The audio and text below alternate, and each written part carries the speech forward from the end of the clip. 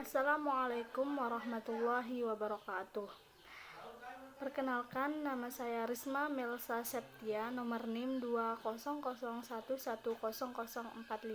Saya dari kelas 2B PIAUD UIN Mataram, Fakultas Tarbiyah dan Keguruan. Baik, di sini saya akan menjelaskan atau menyimpulkan mata kuliah saya di filsafat. Yang pertama yaitu tentang filsafat dan yang kedua tentang hakikat manusia. Baik, yang pertama tentang filsafat. Definisi filsafat dalam bahasa Arab adalah filsafah dan dalam bahasa Inggris adalah filosofi.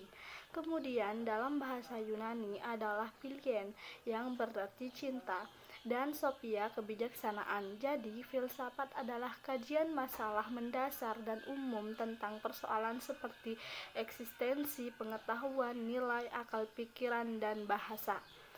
Yang kedua, ciri-ciri filsafat. Ciri itu adalah bahwa filsafat adalah upaya manusia untuk mendapat hakikat segala sesuatu.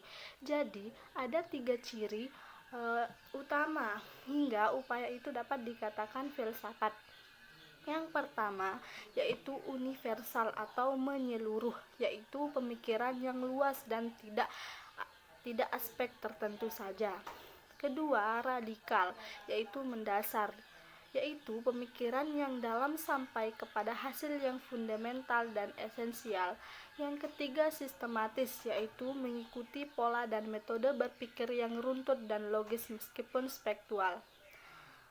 Dan beberapa penulis menambahkan ciri lain, yaitu deskriptif, yaitu suatu uraian yang terperinci tentang sesuatu, menjelaskan mengapa sesuatu berbuat begitu.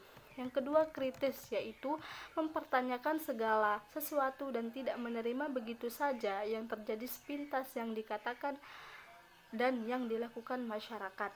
Yang ketiga, analisis, yaitu mengulas dan mengkaji secara rinci dan menyeluruh sesuatu termasuk konsep dasar yang dengannya kita memikirkan dunia dan kehidupan manusia. Yang keempat, evaluatif, yaitu dikatakan juga normatif. Maksudnya upaya sungguh-sungguh itu untuk menilai dan menyikapi segala persoalan yang dihadapi manusia. Penilaian itu bisa bersifat pemastian kebenaran, kelayakan, dan kebaikan. Yang terakhir yaitu spekulatif, yaitu upaya akal budi manusia yang bersifat perekaan, penjelajahan, dan pengendalian. Kemudian cabang filsafat. Yang pertama, filsafat tentang pengetahuan terdiri dari epistemologi, logika, kritik ilmu. Yang kedua, filsafat tentang kenyataan menyeluruh terdiri dari metafisika umum atau ontologi. Yang kedua, metafisika khusus. Yang ketiga, filsafat tentang tindakan yang terdiri dari etika, estetika. Kemudian yang terakhir, sejarah filsafat. Kemudian fungsi dan kegunaan filsafat. Fungsi filsafat adalah untuk membuatmu berpikir secara kritis agar saat menghadapi masalah kita bisa lebih berpikir secara rasional dan bersikap lebih netral, dan juga membantu untuk memecahkan masalah dan membantu mendapatkan jawaban dari setiap masalah. Kemudian jika untuk menambah pengalaman baru dan membantu menghasilkan ide-ide baru. Kemudian kegunaan filsafat adalah kemampuan untuk memperluas bidang keinsyafan kita.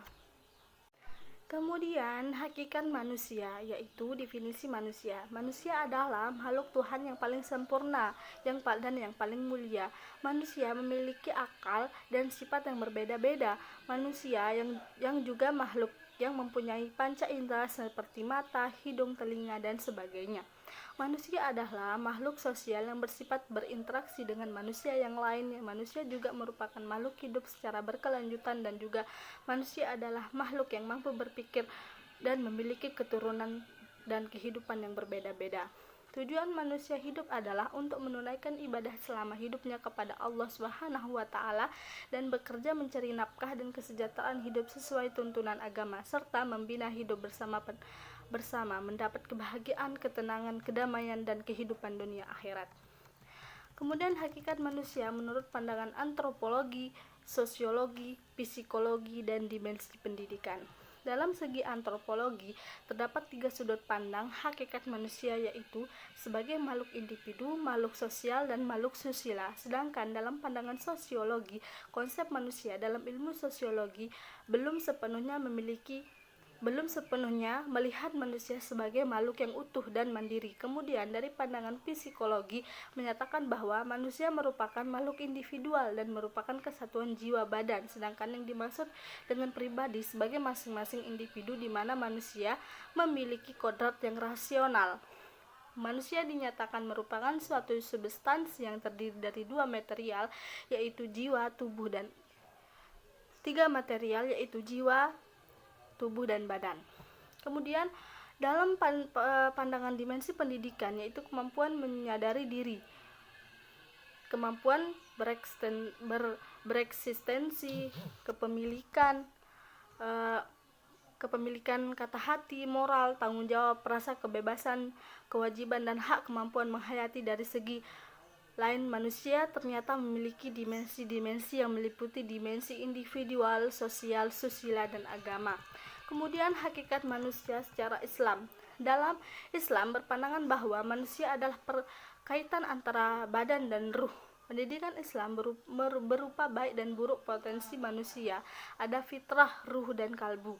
Dan dalam konsepsi Islam, manusia merupakan suatu hakikat yang mempunyai 2 dimensi, yaitu dimensi material, jasad, dan dimensi imaterial, ruh, jiwa, akal, dan sebagainya. Kemudian hakikat pendidikan Islam adalah usaha orang dewasa muslim yang bertakwa secara sadar mengarahkan dan membimbing pertumbuhan serta perkembangan fitrah, yaitu kemampuan dasar anak didik melalui ajaran Islam ke arah titik maksimal pertumbuhan dan perkembangan. Kemudian metode pendidikan Islam. Dalam penggunaan metode pendidikan Islam, yang dipahami adalah bagaimana seorang pendidik dapat memahami hakikat metode dengan tujuan utama pendidikan Islam, yaitu membentuk pribadi yang beriman, yang senantiasa siap sedia mengabdi kepada Allah Subhanahu wa Ta'ala. Kemudian hakikat kurikulum adalah acuan sebuah lembaga untuk membentuk citra dan aturan sekolah untuk mewujudkan cita-cita dan tujuan yang telah dirancang.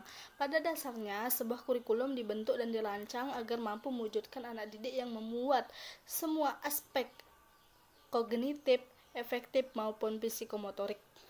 Kemudian terakhir yaitu pendidikan Islam menurut Al-Ghazali, yaitu pendidikan yang berupa pembentukan insan paripurna baik dunia maupun di akhirat. Menurut Al-Ghazali pula, manusia dapat mencapai kesempurnaan apabila mau berusaha mencari ilmu, selanjutnya mengamalkan fadilah melalui ilmu.